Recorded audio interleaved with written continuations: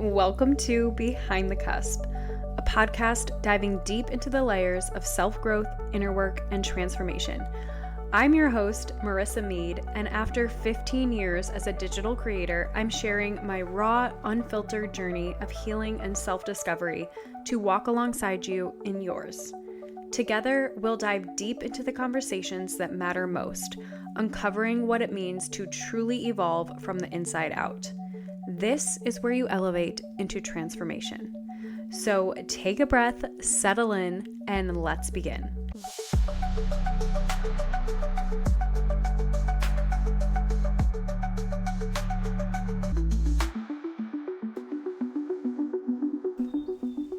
Hello, and welcome back to Behind the Cusp. You guys, we are back in Connecticut.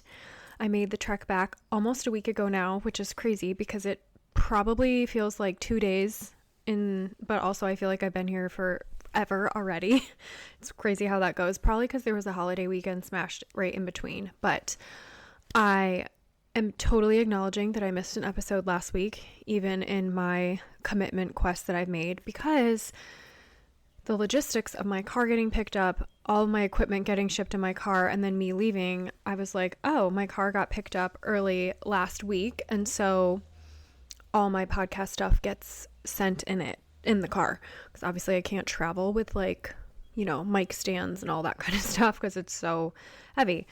So that's that, and I just had to accept that. My car got here Friday, and I was like, oh, I couldn't record an episode Friday afternoon, and then I'm like, how am I going to release an episode on Saturday morning of a holiday weekend? Like, that wouldn't be smart or whatever. So it is what it is, and accepting and being in the flow of where life is at right now is where I am landing, and that's a good thing for me and for all of us too, to remember just our life moves and we need to move in flow with it, and that is totally okay. So when I say I'm back in Connecticut, if you don't already know, I split my time 50-50 between Naples, Florida, and then Connecticut.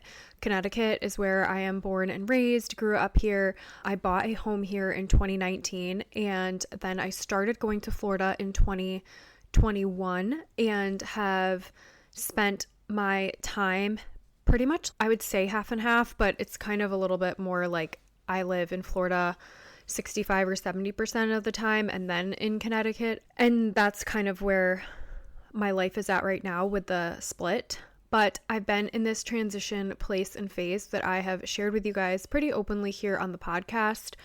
And I think I've alluded to it a little bit more on Instagram, of just feeling like my life is moving in a different direction. So as I came back home this summer to Connecticut and to my home, and I'm in the process of making some decisions, I've really been thinking about endings. There's beginnings, there's endings, and I think that's something that we all can sit here and relate to. Maybe you're in the midst of a lot of different things ending right now and anticipating some new beginnings, or there's things ending and you don't really know what's on the other side of those things or what might be beginning.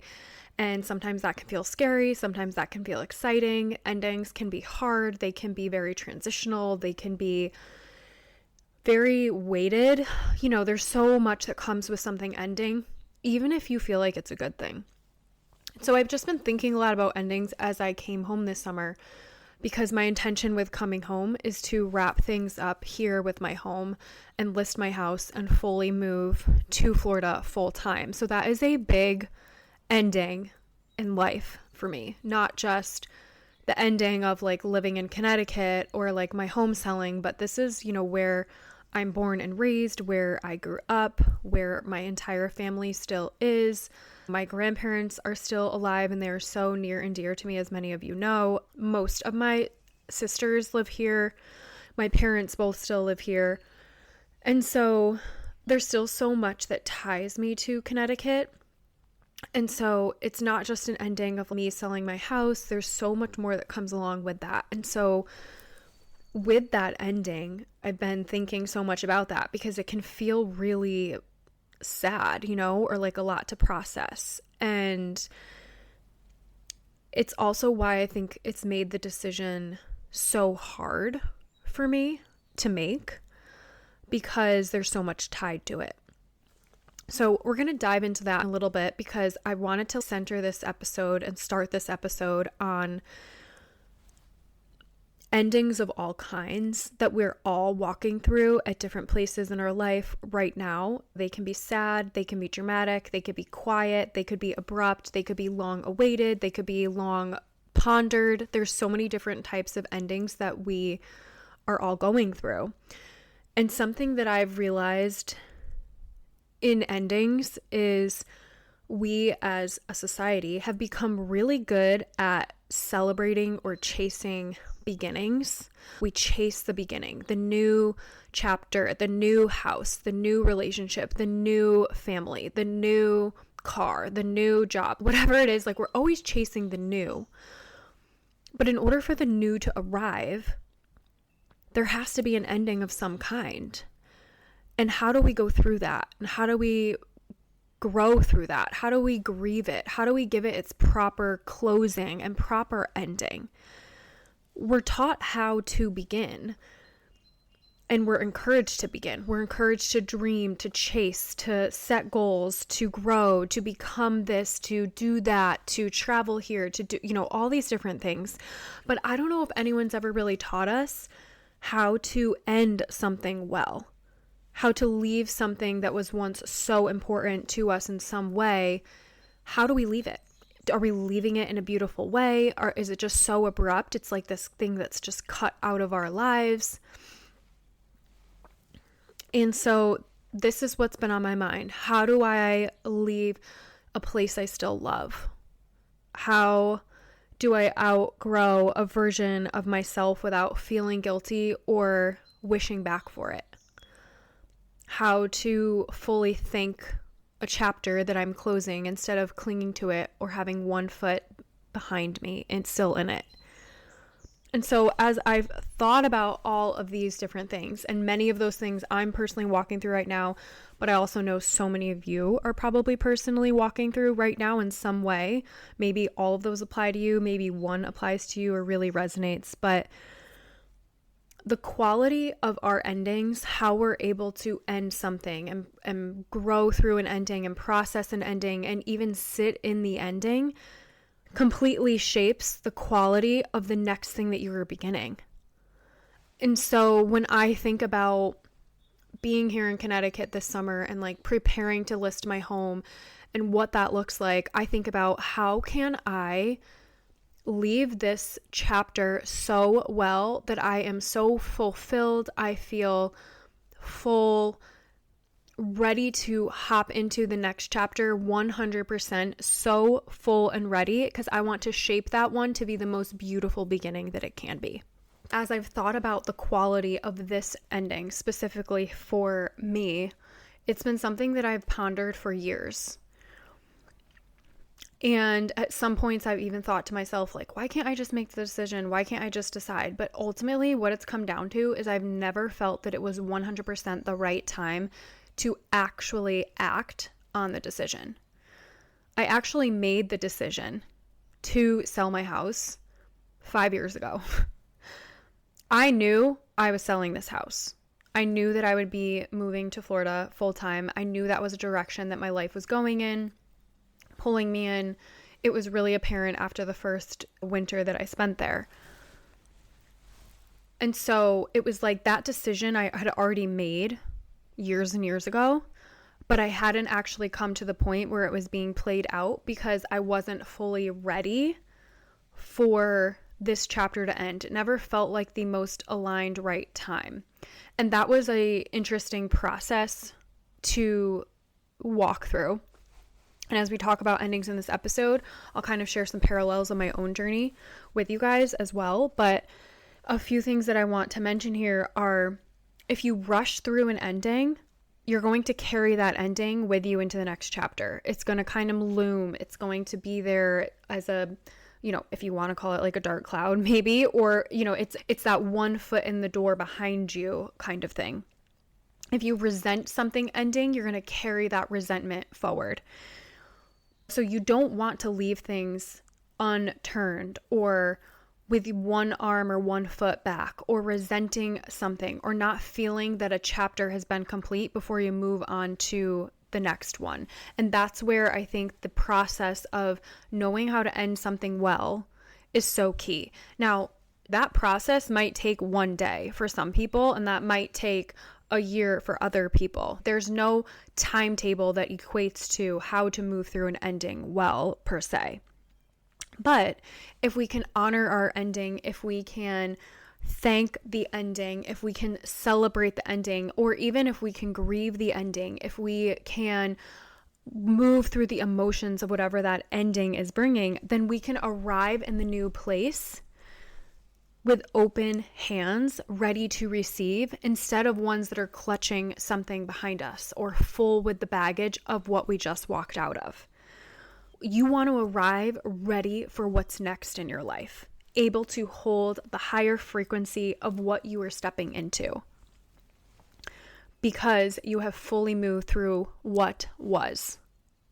And that's where I am dubbing this summer my farewell summer. A summer that I want to live so well, to fully close and thank and celebrate this chapter and fully enter into my next chapter with nothing left on the table. I've realized as I've thought about endings that this home and this chapter of my life deserves a beautiful goodbye. It doesn't deserve to have me throw a for sale sign on the market when I'm still in Florida and just feeling unsettled about something that might be left for me to do or handle or see or be or whatever. I need to be here. I need to fully embrace the chapter and fully embrace the goodbye that this chapter needs from me, because it's so important for the chapter that I'm walking into for me to do that.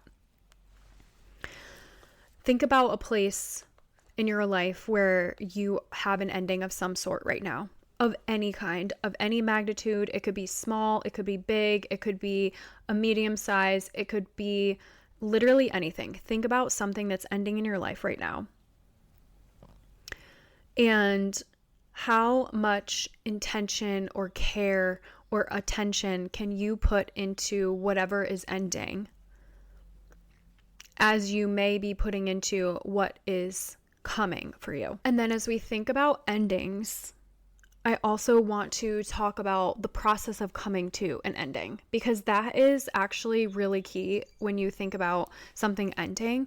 There's usually this process that you've come to in some way, whether it's leaving a relationship, leaving a job, leaving a city, leaving a friendship, or also it can be energetic things. Moving out of an old identity, moving out of people pleasing, moving out of people's expectations over you. An ending isn't just those like buzzy things that we think about. The job, the city, the house, the relationship, whatever. It is also so much to do with our own journey within ourselves, what is also ending at the same time.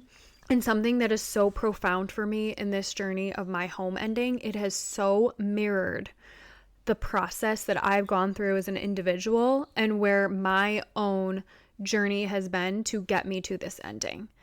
And right now, I feel like I'm on the precipice of so much change in my life, career-wise, where I'm living. All of these things are kind of realigning. The people that I am friends with, the people that I have in my circle, there's so much shifting and changing right now. And this home that I've lived in and made my home and has been so much of my identity for the last 8 years isn't coming with me into that next chapter. Not because it's not beautiful home or because I couldn't live here or anything like that. It's just not made to move into the next chapter with me. Where I really realized this, like I said to you guys before, I made that decision about moving out of this house 5 years ago. And I was like, I know I'm going to sell my house, but it's like, when am I going to sell my house? That was really the question. It was like, yes, I'm doing this, but when is the right time? And it was almost like this slow unraveling. And maybe you can sit and relate to this too, that there's this slow unraveling that brings you to a place where you're just like, okay, I'm ready for something to end or move or change. But every year that I've come back here to Connecticut in the start of the summer, so usually around this time, like mid to end of June, I would feel like the person who left and the person that was arriving back were never the same. I always felt like I grew so much in Florida in my own personal growth journey, in my identity journey as a person, my friendships, my relationships. I met my boyfriend. I moved into a different phase of life. And then I would come back to Connecticut, and it was always this energetic disconnect, this feeling like I had to go back and fit into an old version of myself. And I would struggle for a while, like weeks, sometimes months, where I'd be like, I feel like I just don't fit here. And I'd sit there and I'd be like, but why? Like, this is my house. I built this home. I created this home. I've decorated it. I've designed it. I've filled it with things that I love. And the people that come in here and out of here, I love. And like, why can't I feel alive here? It was always like I was asking a newer version of myself to fit back into an older life. And when it became so apparent to me that like I could no longer fit a square peg into a round hole, that's when I was like, okay, I really have to move on from this. This cycle has fully completed. But I want to hold the space right now for something. Me coming back here and experiencing that disconnect all the time enabled me to also witness how much growth I had already gone through. And so even if that discomfort, even if that energetic disconnect every time was uncomfortable, it was also an opportunity for me to witness myself. And I share that because I want you guys to think about where you're at and your ending right now. And maybe that ending feels uncomfortable or it's stretching you in some way or whatever. But what about it is stretching you? What about it feels uncomfortable? Is it because of the process that you've gone through to get there? Like that process feels uncomfortable. There may be a deeper reason there. And so when I thought of it that way, when I looked at it that way, I was like, wow, I'm really actually grateful that I've had this stark contrast to almost compare these two things to, and to realize I'm such a different person. I've grown to be in such a different place. The things that fulfill me and what lights me up are different. And I come back and I'm trying to fit into an old version of me. And it's also crazy because it was only ever a couple months. It would be 5-6 months that I would come back and I would feel so energetically different. And that's where you realize, and I would witness like how much growth I could actually go through in those 6 months. And sometimes it was like leaps and bounds, and it would feel like I was having an out of body experience coming back to something new. And so in that, there was also this grieving process that I've gone through, realizing that I'm grieving a home that I love, even though it's still mine, because I realize that it doesn't fit anymore. And you think about how something that you love doesn't fit into your life anymore, or something that you value doesn't fit into your life anymore, or maybe it was something that was even tied to your identity or how you defined yourself or your success or different benchmarks in your life, all things that absolutely my house has done for me in good ways, but also realizing ways that me having this home doesn't define me, right? And so this year I came home knowing that I was coming home to sell this home. But there was also this apprehension because I've been really nervous about the energetics of it and coming home and feeling like that backwards feeling or feeling that disconnect feeling from myself and things that I work really hard to get. We've been talking about the transition period here for the last couple of episodes and everything that's carried. I've opened up and shared different transitions and things that I've been going through. And so the metamorphosis process, if you will, of the last 6 months has been really heavy, but I'm on the other side of that. And then it was like, as soon as I got to the other side of that, I was leaving and I was coming back here. And so I was having these thoughts of like, oh my gosh, what if I go back and it's an undo button for like all the work that I've done or whatever. There was definitely some fear around that for me coming back here. And so this last week, I've given myself time to integrate into coming back. The first day that I came home, I did not rush into unpacking every suitcase and organizing everything and making a list of all the things that need to be done in the house and fixing that and doing this. I was just like, I'm just going to be today. And I actually worked on something really personal and just very visionary for myself for 8 hours that day. Totally in my creative flow and being. I was on the couch all day, not in a lazy way. I was working, but I was on the couch, meaning I really felt like I was in this feminine creative flow, in my true essence, if you will, and pouring out so much of my heart and what's inside of me. And I realized that that set the tone for this entire time that I'm going to be home. And I don't know how long that's going to be. I'm intending for it to be like 2, maybe 3 months. But I don't know what that looks like. But I realized that that one day was so important for me to transition to this next thing. And so I could look at the last 6 months of transition, coming on the other side of that, and then coming back to Connecticut as an ending, so to speak, right? That time, the last 6 months has ended. And the day that I came home here was ending that well. It was taking everything that I had poured into my own growth and coming out on the other side of all this transition. For that full day, I poured all of that out to also receive this next chapter ahead of me, the next 2-3 months that I am here, to also have another ending to say goodbye to this home, but do it well. And so that was a really powerful day in this last week for me to have. And the only reason I was able to do that was because I had grown to a place to recognize what I needed.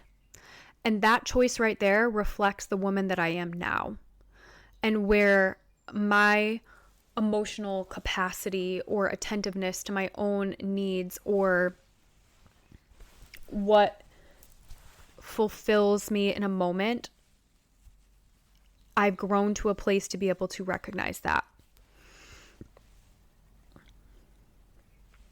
And so for the first time ever since I moved to Florida 5-6 years ago now, I didn't wake up with this anxiousness or feeling of disconnect or anything. I woke up peaceful. I woke up settled with where I'm at right now because I'm so clear on the direction that I'm going. I'm clear on my intention.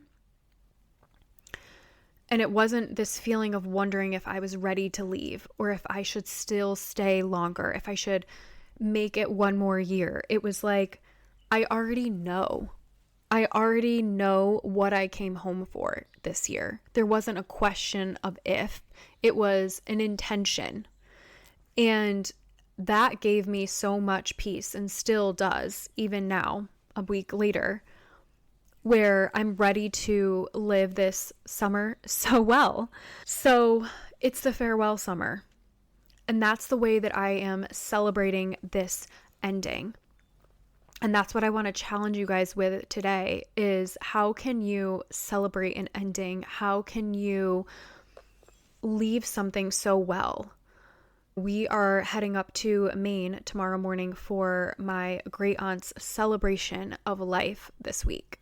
And this is the second aunt that we are having a celebration of life for in the last month for our family. We've had several losses in the last weeks and months. And something hit me as I was preparing for this episode, and I was getting my water downstairs and coming back up, and I was like, her life has ended, but we are celebrating it. And how fitting is that we are celebrating it this week as I'm talking about this episode. I was thinking about, it's going to be hard to go there. And I'm like, no, we're celebrating her life that was lived so well. She was such a beautiful, peaceful, just absolute angelic person. If I could explain her in any way, that's how I would honestly put her. She was like an angel on earth. And I have the sweetest memories with her growing up, cooking and baking and learning from her and spending time in her home and in her kitchen. And just, she loved so well. She loved so purely, and she was such a gift to our family. And I love that we can celebrate the ending of her life, to have joy in the time that we had with her. And I think that that's also just another way that even lately I feel in general, there's so much more celebrations of life instead of funerals. And there's a time and a place for both, and I'm not condoning one or anything like that. I've been to funerals as well, and I think there's different times that certain ones are appropriate over the other or whatever, but that's not really what I'm getting at. What I'm getting at is that we're having this celebration of someone's life, and it's an ending that we are ending well, that we are, yes, grieving the ending, but we are also celebrating the ending and thanking the ending. That it was a beautiful time. She was in her early 90s, like 92, 93 years old. And how beautiful is that, you know? And so I want to just end with this episode with a little hopeful note for you, and a reminder that I've spent years holding on to the chapter that I'm in, waiting for the right time to feel fully at peace. And instead of beating myself up over that or saying I should have made the decision sooner, I'm recognizing that it's actually right on time. And this summer, I'm choosing to honor that ending instead. So your reminder here is, maybe closure comes not in letting go. Maybe it's about loving something deeply enough to thank it for everything that it gave you. Because when you can finally say thank you and celebrate an ending, you make room to say yes for what is next. And so on that note, we are going to end this episode well, and I will see you guys next week.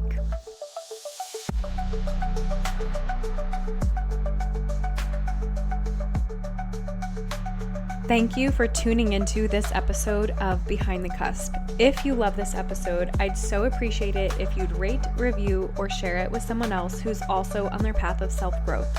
These all go such a long way in supporting the show. Be sure to hit subscribe so you never miss an episode. You can find me over on Instagram @StyleCusp and follow the show Behind the Cusp. And as always, keep tuning inward. True transformation begins from the inside out.